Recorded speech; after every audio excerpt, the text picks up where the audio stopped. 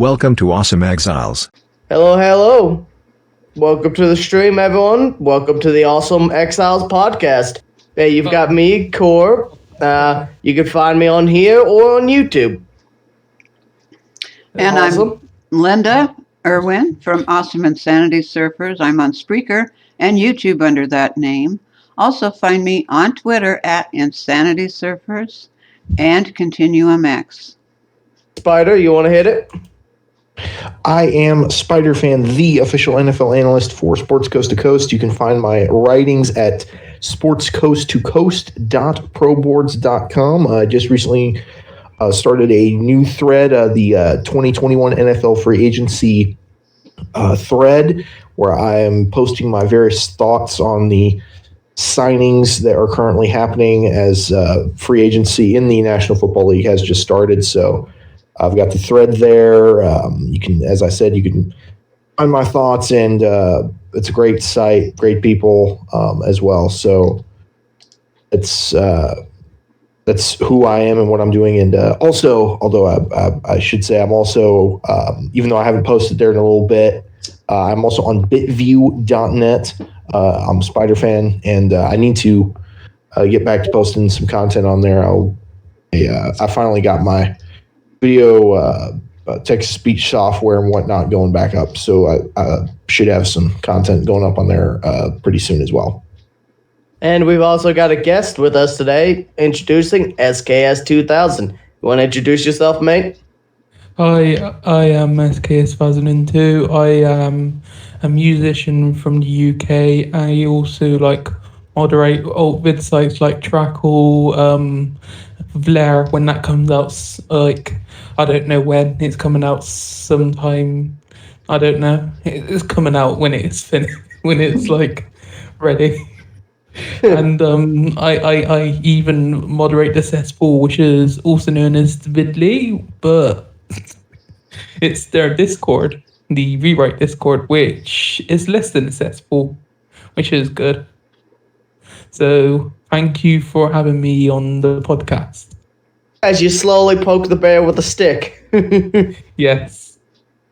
But yeah, so tonight's show, we're going to be discussing music and its relation to content creation, both from the perspective of using it to enhance and change your content or creating music itself. Who wants to begin? I suppose I can Anyone start. can begin. I don't mind. I guess that makes a good spot, considering you were in two bands and make your own music. Yes, and I also have albums made, but I started officially into music in 1986 when I was with Critical Fold. We started out with doing comedy, which would have made good videos, but that's okay. We just didn't have the budget to hire people and costumes and wardrobe and sets and all of that. So it stayed audio only.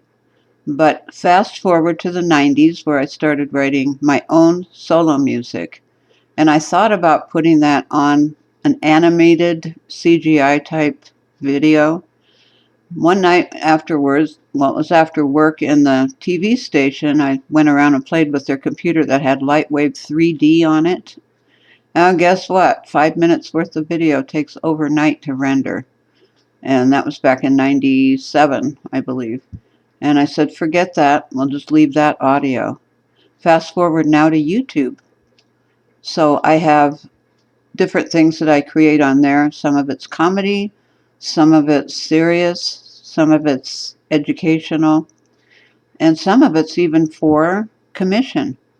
Like with, for example, Nat Geo Wild.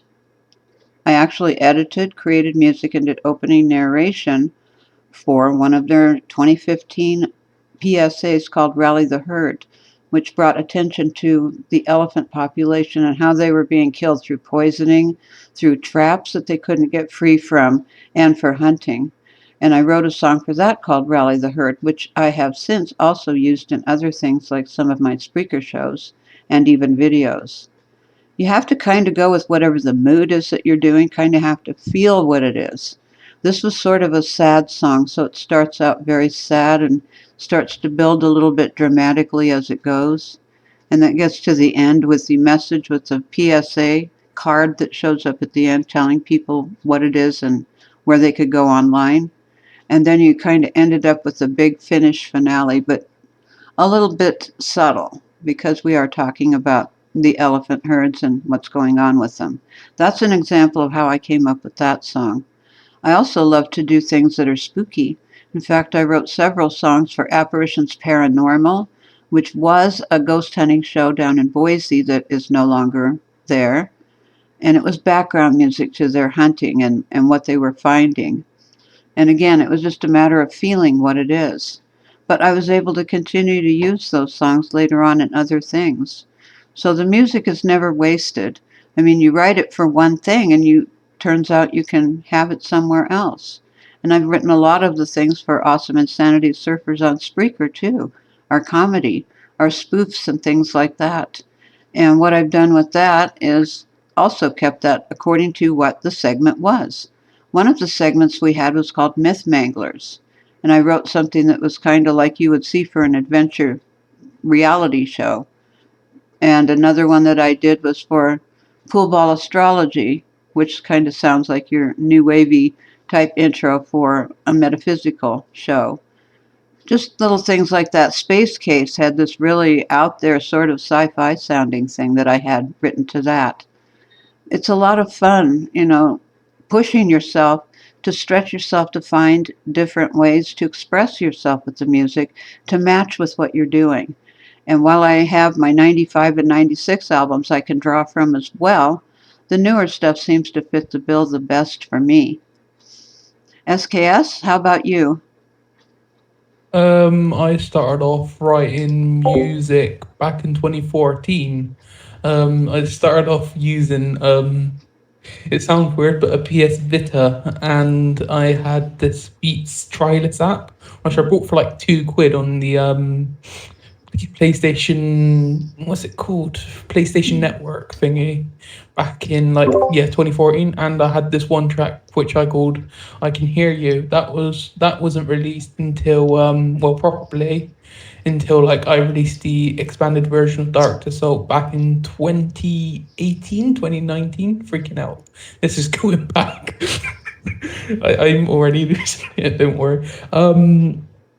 But I also released albums. I got two which I released. You got the Ravers Land album, which was originally released on SoundCloud back in 2017, and then released as my 5 years of making music back at 2020, which is I actually released it on the day where I released my first EP, which was Mind Blowing, which I would not recommend you to listen to. Ravers Land, it's terrible to say the least. And after that, I moved on and I started off writing Direct Assault, which was using GarageBand for iOS actually, and the best synth I ever used, it's my baby of a synth, it's called Poison 202. It's made by someone who actually done old school Prodigy reworks on Ableton. I think he's called Jim Pavlov. Yeah, I've spoken to him and since, which is quite cool.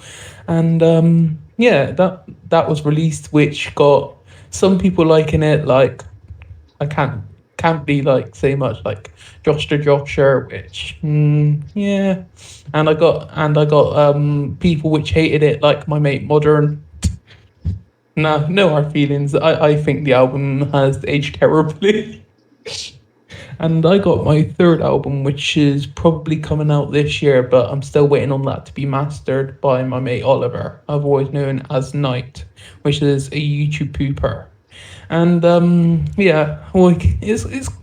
it's going very smoothly.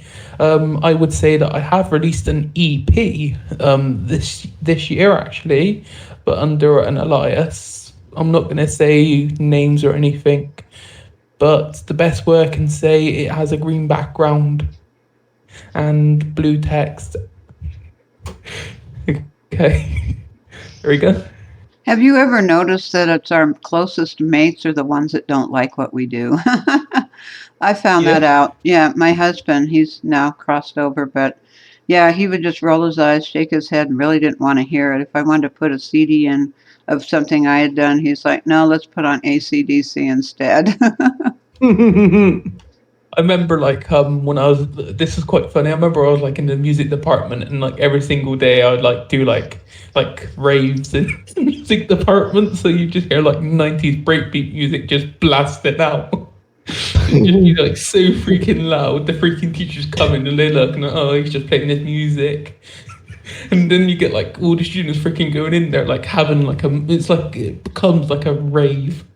And then you get like the teacher like breaking in, it's like, what the hell is happening? It's like, he just walked in, and that's okay. And they just tell everyone to get out and send them to like isolation and all that. It's quite funny.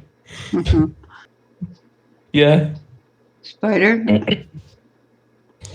Well, as far as music in my content, I'm trying to remember the first time I would have used music in my content. I think that would have been 2014. Actually, it would have been not too long after I started on Zipcast. Back then, I created a intro, which was something that I had never done at that point because I had just started doing my old content, my Web of Vlogs series, which originally did not have any music or intro of any kind, and then in August of 2014, if I remember correctly, that's when it would have been, I decided to create an intro. Basically, I just took the few episodes of Web of Vlogs that I had, kind of chopped it up with Windows Movie Maker, and then added various effects and things and text on the screen and stuff. It actually was at least decently done considering the software that I had, and the music that I ended up using was a track from Earthworm Jim 2, Subterranean. I used some of that in the intro, and basically that was for a long time the only music that I had in any of my videos. And then for Sports Coast to Coast, years after I was on Zipcast, and when I fully transitioned into doing stuff for Sports Coast to Coast, and when I was posting content on VidMe, may that site rest in peace, I started to use music for my Red Hot Gridiron news series, and the music that I was using in that was very much like news kind of music. I used different ESPN tracks that had been used on the old NFL primetime show, and I used a track that was from that ended up being a royalty-free track, but I picked out because it sounded like kind of NFL Films music. If you've ever watched any NFL Films products, there's this very sort of epic, sort of orchestral sounding music, and because I was discussing NFL news, I thought that would fit.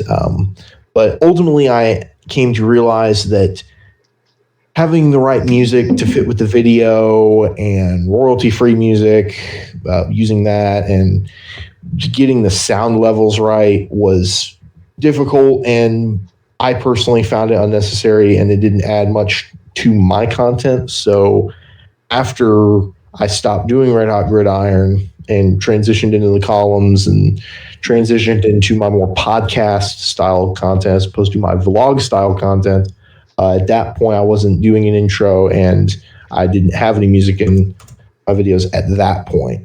And like BitView now, I don't use any music. So that would be my experience using music in content creation. Oh, so hey, Allie just joined us. How you doing today, Allie? Hello, my lovelies. I heard there was a party going around here, and no one invited me. Cool. I invited you. Hey, I invited him. I did say, oh, sorry. Allie, I got timestamps saying at 7:42 of you asking what's the subject tonight. You had to invite. I also said I thought it was 8 p.m. EST, but no, today was 7 p.m. EST. Oh yeah, sorry. Daylight savings time just rolled over, so now it's EDT. I hate that Freaking- system. Freaking Me daylight too. saving time, it gets on my nerves. I'm still not caught up with the time change. Yeah, it messes with me. But Yeah, yeah, it's terrible. You got anything you want to add before I say my part? I don't know. I would say like yeah. I said that would it be cool for like Alison to join this thing, and it's actually quite cool that you joined. So welcome, Alison. Yeah, just warning. I'm not really a music expert, so I probably won't be contributing much today. It's absolutely fine. You can talk about what kind of music you like and all that.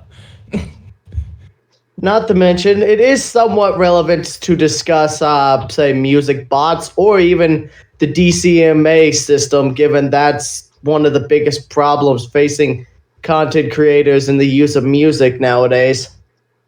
Yeah. A lot of sites that have just instead of the old somebody gets reported, they take the music down. No, every site nowadays feels like they're running on bots, and bots just keep taking channels down left and right without really analyzing the context behind of what's going on. Something kind of similar happened to my mate Knight, who is a YouTuber and a musician. And what happened was he got his Twitter link took that his tweet took down, and it said like his tweet was taken down because it was using his own music on it. I gotta try and find the tweet 1 second. Oh, that is funny. Just getting your own content copyright created against copyright striked against you. It's That's happened gotta to be- me.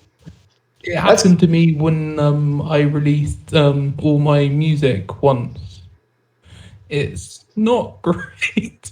I have to like say to them, I own this content. Well, a lot Yeah. of my newer stuff gets hit sometimes. And I don't know why. It must sound similar to somebody else's somewhere and they're just confused or something. Well, they are bots, so that wouldn't surprise me if that was the case. I'm still trying to find it. But I yes, think you probably tweeted it. But yeah, my relation with music and content creation it's a little different. I typically use it either to set the mood for like my guides, or more relevantly because I do reviews. The soundtrack is really important for my reviews. I tend to use it also for backing music, but it's also because a good soundtrack can make or break a game, especially in the horror genre. That's one thing I've noticed in a lot of newer horror games is a lot of them are missing that soundtrack element. Like they try to go for that subtle, subdued element. Yeah, horror games nowadays are all about ambient sound instead of music. Yeah, I think something like Fallout probably done that because, then again, if you think about it, Fallout was known to copy like an Aphex Twin track as well.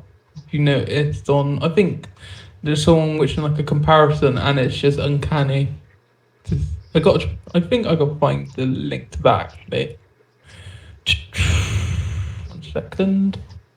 Fallout Aphex. Yeah, we probably won't play it on the stream just because Twitch has gotten really bad with their DCMA strikes or DMCA strikes. To be honest, if someone sneezes, they'll probably throw in a DMCA strike. Actually, what's funny is the Metallica was doing a live stream of them performing a few weeks ago. It got auto muted and replaced with like fantasy music or jazz or something. Oh no. It's like playing freaking Scooter over the freaking Prodigy. Yeah, it was hilarious, but it's like this is how far DMCA has gone to the point that actual bands are getting their stuff taken down because the Autobot flags them. Maybe the Decepticons were right.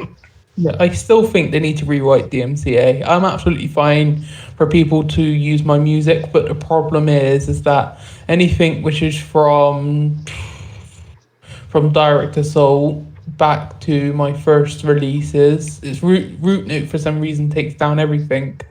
I hate freaking Root Notes, and that's the reason why I moved to Repost from SoundCloud. I've actually given some of my music over to Creative Commons sites, and I don't know if people using that are getting hit with anything. I hope not, but it is free for commercial use, and I provide it to those sites for people to use. I would be pissed if like some freaking idiot just uploaded it saying it's their own song and just getting money and content ID and everyone. I'll just be angry. If it's like something like my own songs, and if they'd done that, I would not be happy. It's like the musician's worst nightmare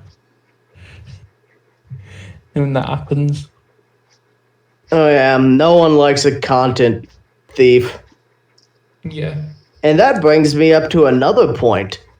One of the biggest problems facing alternative sites is the other lovely music bots that just love to upload every copyrighted song they can. They get banned within seconds on Trackle. Yeah, which is good, but a lot more sites need to take a more heavy-handed approach to that. Yeah, I hate when people like re-upload music, but then again, I can't say much because when I was like 15, I freaking recreated the Prodigy's like YouTube channel onto Vidly, but I was a stupid back then. I'm a fire starter. Twisted fire starter.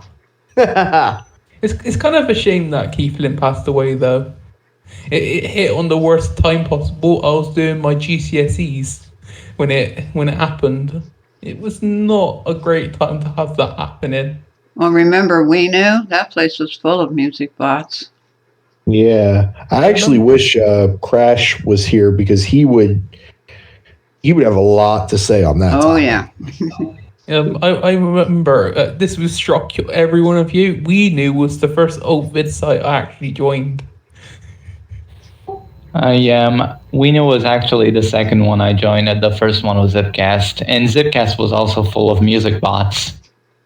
I've never touched Zipcast at all because by the time I went into the community, I was 14. I think, yeah, I was 14 because I remember joining like Noob when I was 13.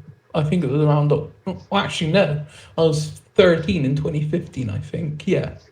And I joined Discord at like 14, and then I joined like the Roblox community. It's quite weird how it all started. How I found this community I know and have a Marmite relationship with, say the least. Yeah, it's kind of a strange story how I found the Altvid community. Quite bizarre. I don't really know why these alt sites, these alt video sharing websites always attract these music bots, because even Vidly, which is not really known for the music bots, Vidly also had some of them.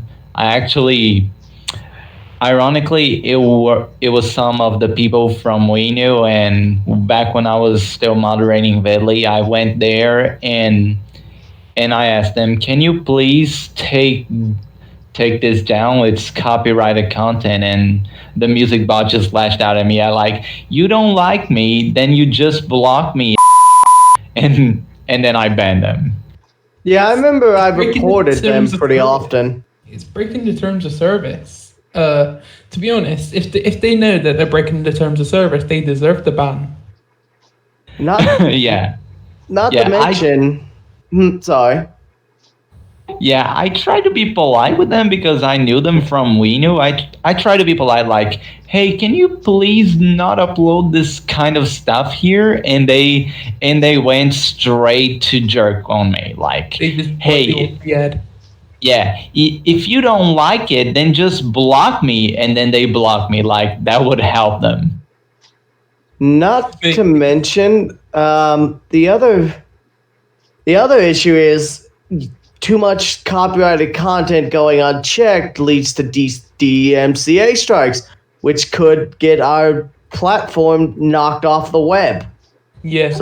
Yeah, that's how YouTube. That's what kickstarted YouTube's downfall. They kind of they either had to sign a contract with big companies promising that they would give them full power to take out every single copyrighted content, or they would shut the website down. And that's kind of what's kickstarted the YouTube downfall.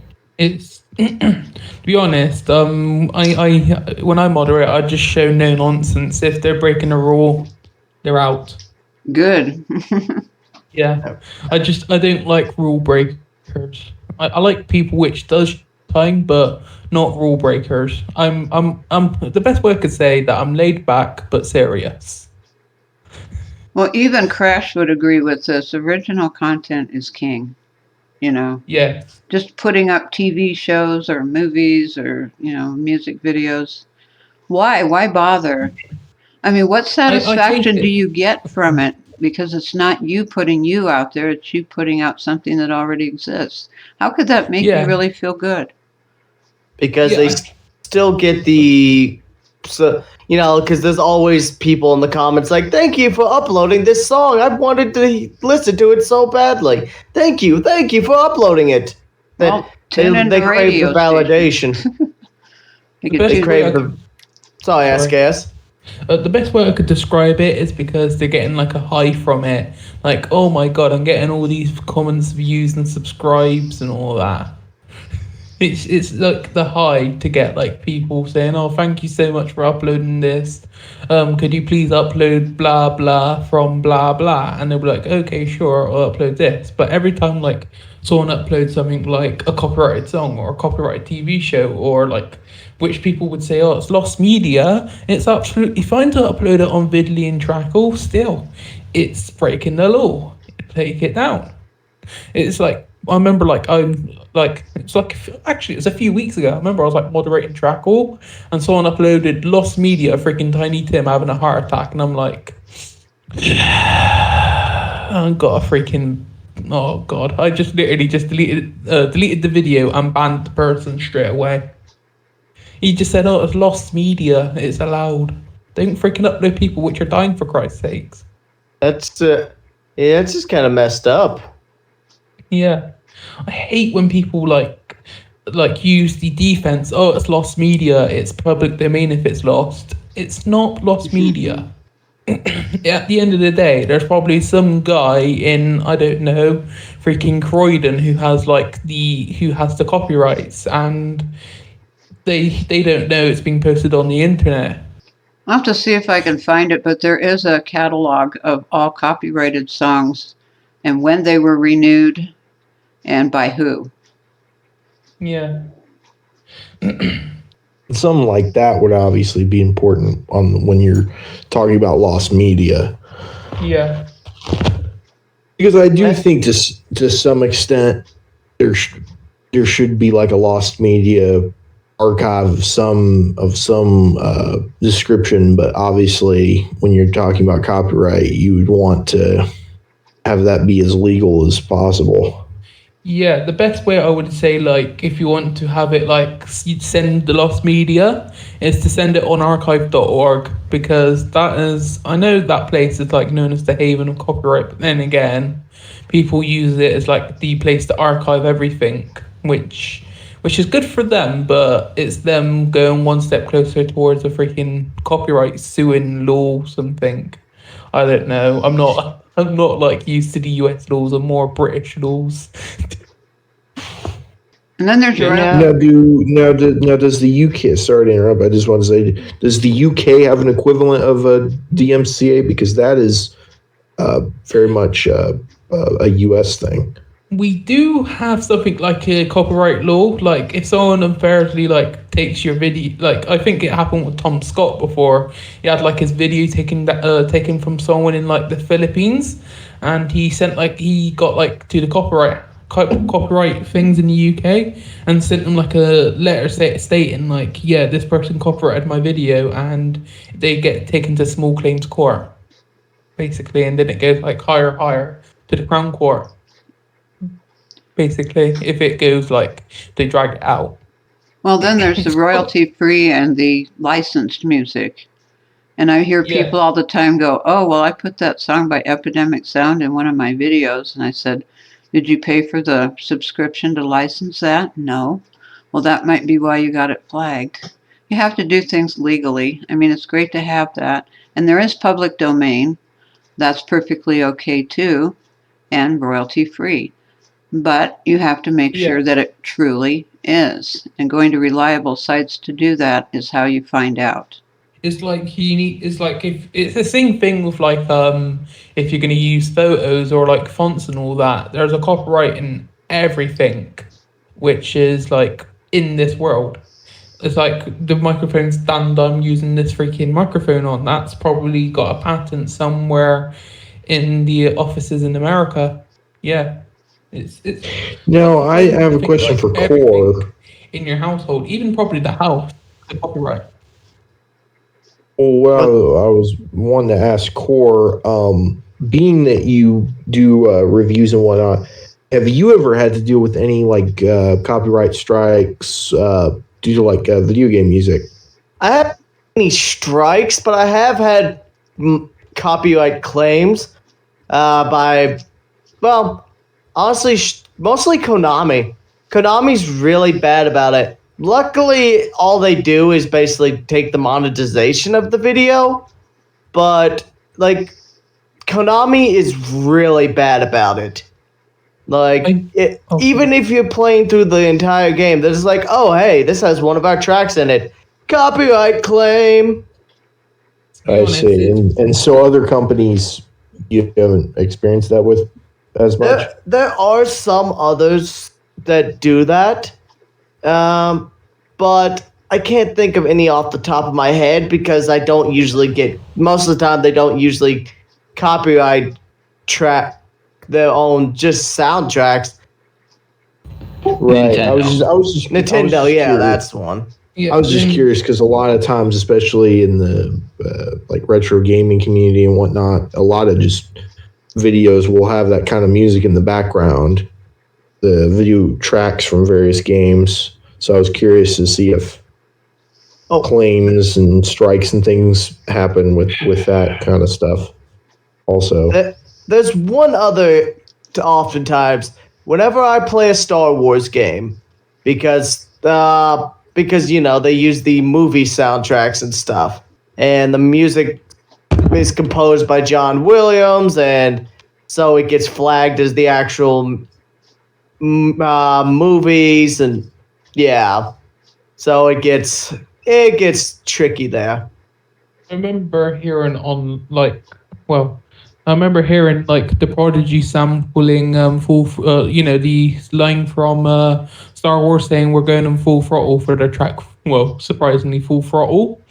And they thought it was a track they thought it was a sample originally from the Ultramagnetic MCs, but it was originally from Star Wars, and the Lucasfilms were not happy about that at the time, to say the least. And I think they turned and asked like Exile Recordings to take it off. So that's the reason why, if you listen to Full Throttle on the album release of Jota Generation, this is a smart way of, this is like the quick and dirty way to like try and remove like a copyright, is to like flip the sample, make it reverse basically. Yeah, I've heard of people slowing things down and speeding them up and putting static over it to try to fool the bots too. Yeah. That kind of stopped working. Again, this was like around 1993 when they released it with the One Love EP. Great EP, by the way. I like it because I remember that was like my first EP I brought on iTunes. Yeah. But yeah, so that's been honestly, yeah, music could be a real pain when it comes to content creation, especially in cases like, you know, Leggy, who does animations to songs and such, and copyright claims could be pretty. Well, let's just say there's a reason why she mostly relies on Patreon now. Yeah, they come out the ass basically for like people when they like use like their songs are like, oh, it's time for money. And it's like and then you end up getting your doors breaking down from the CEO of freaking money coming over to your house asking for 100% of your video, even though you probably used it for like 10 seconds. Yep. Greedy. Yeah, the men in like their massive suits, which they brought at like Harrods for like 200 quid. Marching in, we are the collection society to get the rights of all the people. Yeah, right. Go away. They just walk in like they're freaking like high priced suits, which they get in like Gucci and all that, and they just see like some like person just wearing like, I don't know, like a Slazenger pair of trousers and a normal like shirt from George from Asta, and yeah, I can imagine like the scene should be like massive like freaking like businessmen, and they just see like this person which just looks like okay. Then after they get done with and that's when I'll say then after they get done Sorry, taking yeah. your money, they raid your refrigerator. Yeah, that's- and that's when what I was gonna say is that's when fair use would come into play. Yeah. Your fridge for your fridge raiders. I gotta try and find them. They're quite nice. Yeah, so And yeah, that whole fair, conflict about that. yeah. Usually, you always think about that with movie footage or TV shows or even gaming, but you could also apply fair use and the difficulties with fair use in content creation to music as well. Yeah, because the other issue is YouTube's unwilling to take a stand for its content creators and be like, okay, you are allowed to use, because said within the copyright system, you are allowed to make fair use of things as long as you properly go through the channels, which you're supposed to do, you know, like accredit it, and like say if you took a sample off a song, as long as you credit it and stuff, you are usually supposed to be allowed to use things. I remember CC Right. Mixter. They used to encourage people to download the music that was there and remix it, add stuff to it. I remember that from a long time ago. I wonder whatever happened to it. Well, of course, what YouTube used to do, and I personally never experienced this, but this ended up coming into play last week. We talked about how you used to be able to pick audio tracks if there was some sort of copyright audio track that they would mess with and mute, that you could swap it out for something else, which is why a lot of YouTube videos from a certain time period, maybe like 009 sounds 2000 system. yeah, to like 2008 to like maybe 2012, maybe 2011. A lot of videos from that time period use that 007 sound system song. I got it in my head now. Thank you very much. I can hear Or it in like the too. bodies at the floor. For some reason, that was also one as well. That was like in every YouTube video. Or Every, finger, seemingly every YouTube video, I should say. that or Finger 11's Paralyzer. Yeah. Or let the bodies hit the floor. Those were frequently used. Mm. I will have to say that I'm glad that they did that with the audio library for later times, like more recent, because I've gone in there and deliberately selected things to download to put to my art piece videos, which have no dialogue in them. They're just video and music. So it helps to be able to find stuff somewhere that you can get easily and not have to search all over for royalty free.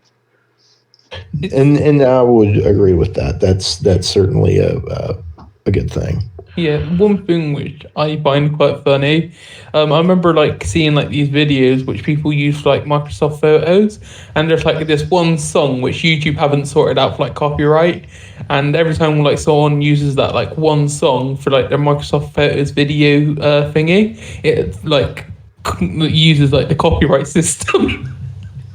And it just looked like it would just contact match that song. Yeah, I remember that too. Never use the samples off your Windows Media Player because you will get hit. It's not even that. It's even modern day as well for the Microsoft Photos.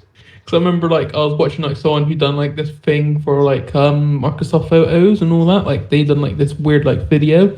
And what happened is that they used this one song and it just basically took all the money out of that video, all because they used that one song for the Microsoft Photos video.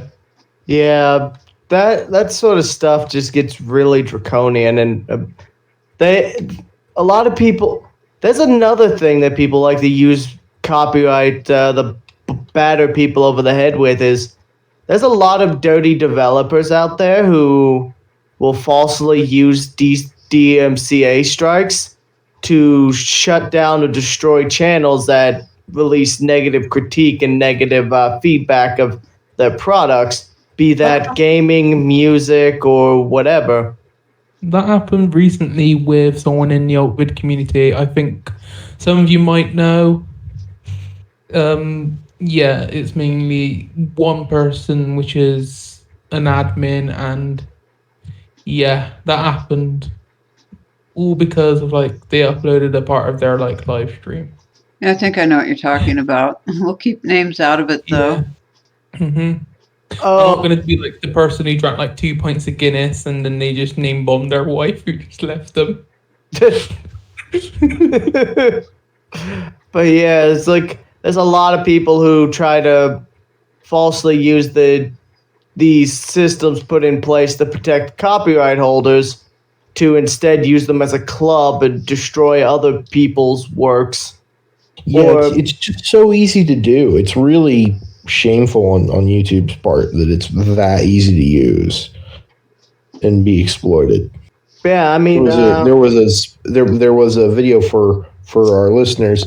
There's a video that you can actually look up called Happy Tree Friends YouTube Copyright.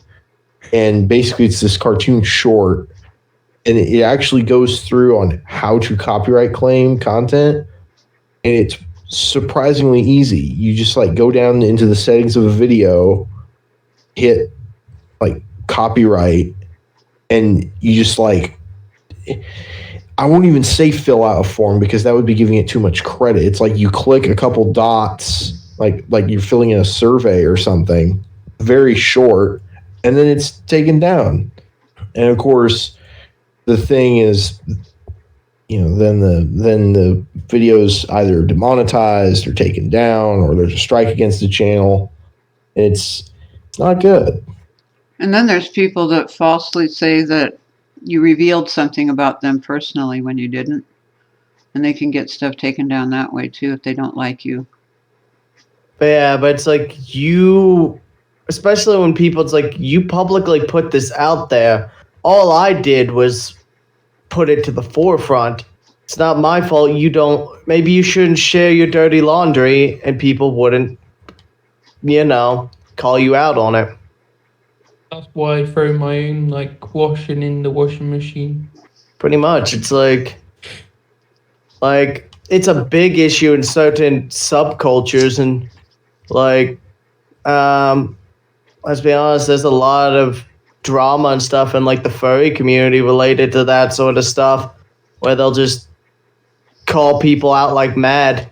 We have run out of time, but stay tuned as there is more to this discussion.